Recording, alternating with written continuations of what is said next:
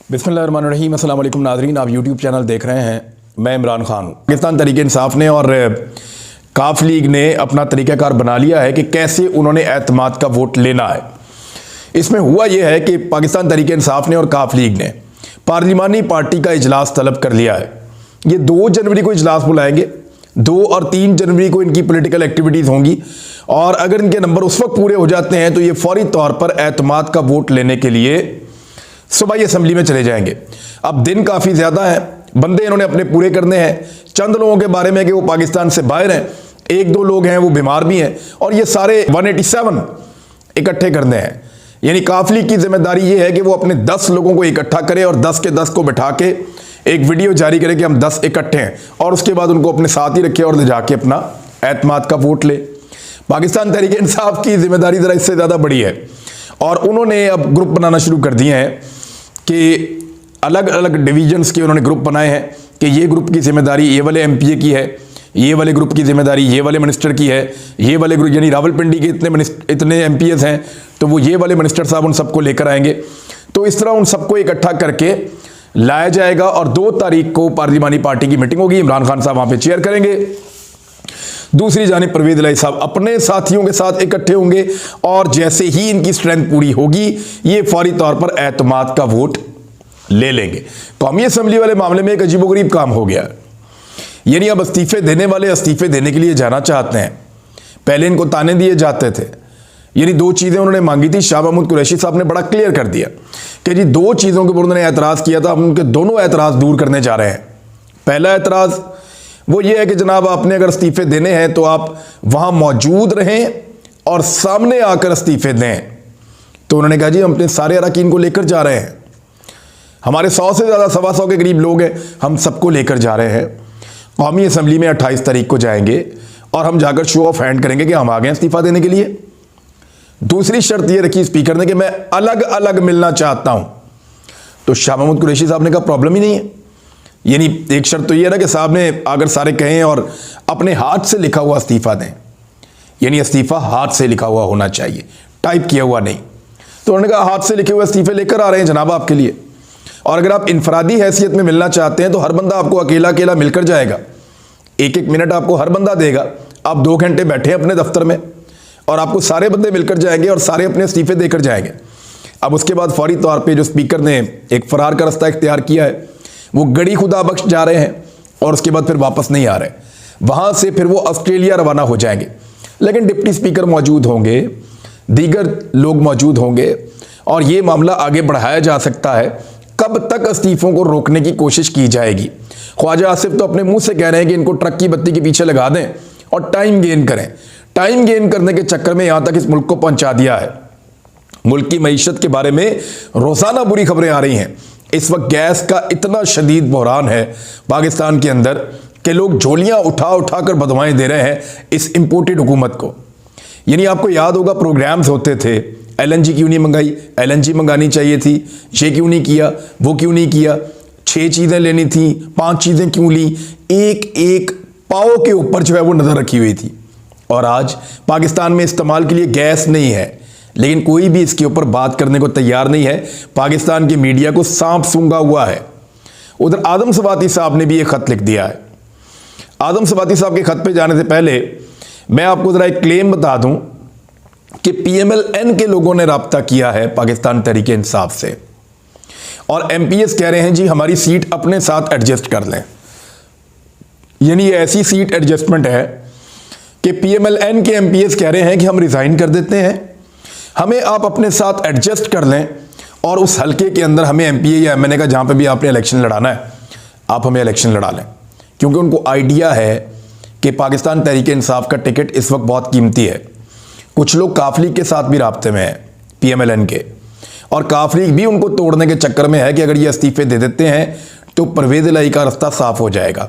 अगर वो एतमाद का वोट नहीं भी ले पाते तो रन ऑफ इलेक्शन में परवेज़ इलाही दोबारा आ जाएंगे।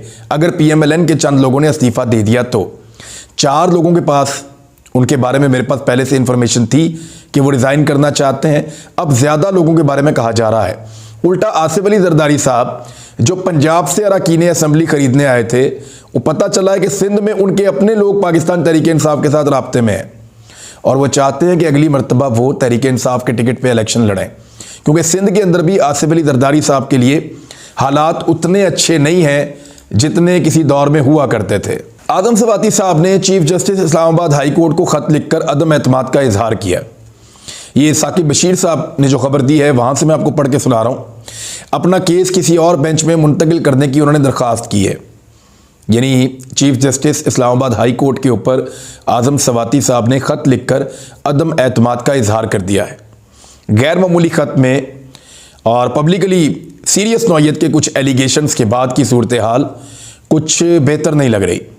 ख़त में चीफ जस्टिस को जतलाया गया है कि बतौर कमेटी हेड आपकी कंफर्मेशन मैंने की थी।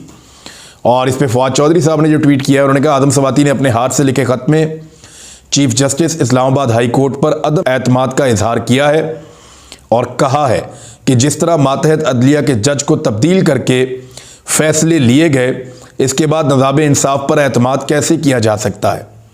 आदम सवाती हौसले और बहादुरी की एक मिसाल बनकर उभरे हैं।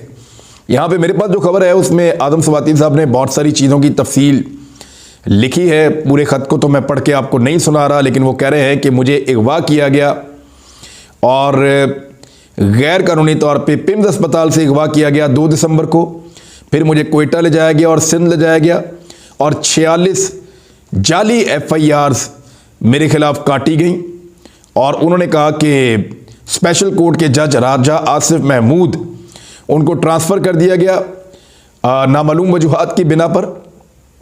और उन्होंने एक फ़ैसला किया हुआ था मेरे खिलाफ मेरे हवाले से बेल का, और वो फ़ैसला उनको सुनाना था। एक नए जज अपॉइंट किए गए और काफ़ी दिनों के बाद जो एक डिले हुआ और उन्होंने मेरी बेल जो है उसको रिजेक्ट कर दिया। फिर उसमें उन्होंने ये भी लिखा कि justice delayed and justice denied, कि इंसाफ ताख़ीर से मिले तो ये ख़ुद एक तरह की नाइंसाफ़ी है। और फिर आखिर में आदम सवाती साहब ने कहा कि मैं अदम एतमाद करता हूँ इस्लामाबाद हाई कोर्ट के चीफ जस्टिस पे, और फिर रिक्वेस्ट की उन्होंने कि मेरा केस जो है बेल का वो ट्रांसफ़र कर दिया जाए किसी और जज के पास या बेंच के पास। बाकी ये खबर आगे तफसील है ख़बर की, लेकिन ये आदम सवाती साहब ने एक लेटर लिखा है chief justice Islamabad high court को। मईशत के हवाले से चंद चीज़ें मैं आपको बताऊँ। ये अशर बाजुआ साहब हैं, इन्होंने बड़ी तफसीलात निकाली हैं और यहाँ मेरे पास एक डाटा मौजूद है और इस डाटा में जो चीज़ें हैं वो हकीकत के बहुत करीब है। एक नॉर्मली पाकिस्तान में आदमी जो आम आदमी है 20,000 रुपये महीना कमाता है और अशर बाजुआ साहब ने बताया कि वो 2500 रुपये का आटा लेता है 20 किलो। अगर 5 किलो चीनी लेता है 560 की, 5 लीटर घी लेता है या तेल वो 2695 रुपये का, और अगर वो 900 ग्राम जो है वो चाय लेता है तो 1680 रुपये की। दूध अगर वो 30 लीटर यानी रोज़ाना का 1 लीटर दूध लेता है तो वो 4000 रुपये का। दालें और अगर वो लेता है तो वो 1350 रुपये की महीने की उसको लेनी पड़ेगी। अभी वो गोश्त नहीं खा रहा। 250 रुपये की मिर्च, 250 रुपये का टमाटर, अगर वो 3 किलो टमाटर पूरे महीने में इस्तेमाल करे तो, और अगर 5 किलो प्याज पूरे महीने में इस्तेमाल करे तो 1150, 5 किलो आलू पूरे महीने में इस्तेमाल करे तो 280, और गैस का जो है 2550, और सब्ज़ी अगर वो ज़्यादा खाता है तो वो 2000 रुपये की पूरे महीने में सब्ज़ी खा लेगा। तो ये टोटल पैसे बनते हैं 19,295 रुपये। यानी बाकी अगर 20,000 कमाने वाला आदमी है तो उसके पास 705 रुपये हैं।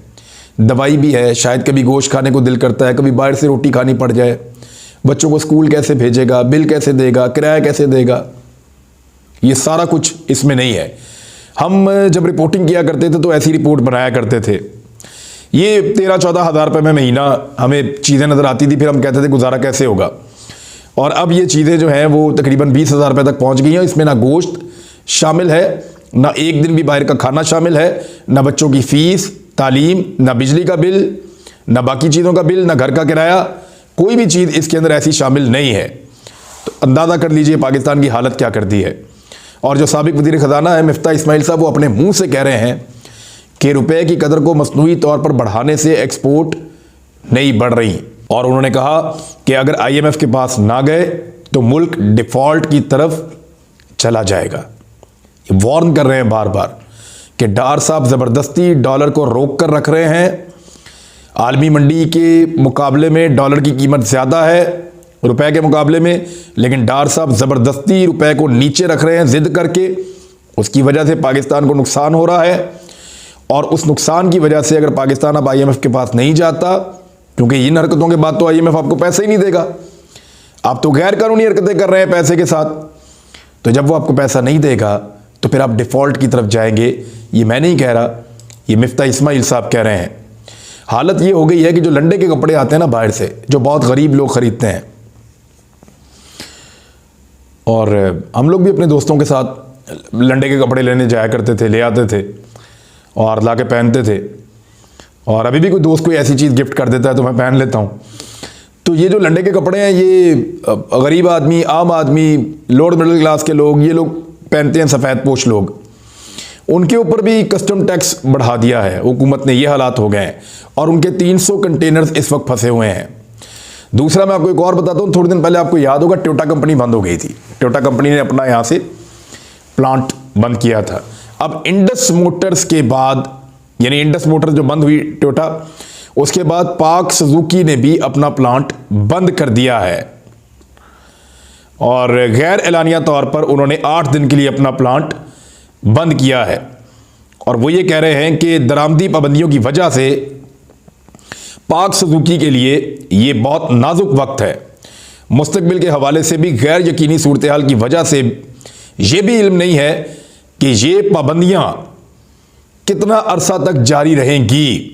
कंपनी ने कहा है कि डेमरेजेस की बुलंद तरीन सतह हमारी सनत को नुकसान पहुंचा रही है।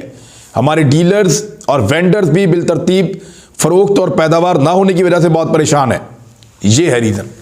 एक के बाद एक फैक्ट्री, एक के बाद एक कंपनी बंद हो रही है। उधर आपको धमकी दे दी है जो टेक्सटाइल इंडस्ट्री वाले हैं कि हम सारा कुछ ही बंद कर देंगे, और उससे पाकिस्तान में 50 लाख लोग बेरोज़गार हो जाएंगे। 20 लाख से ज़्यादा लोग पहले ही बेरोज़गार हो गए हैं।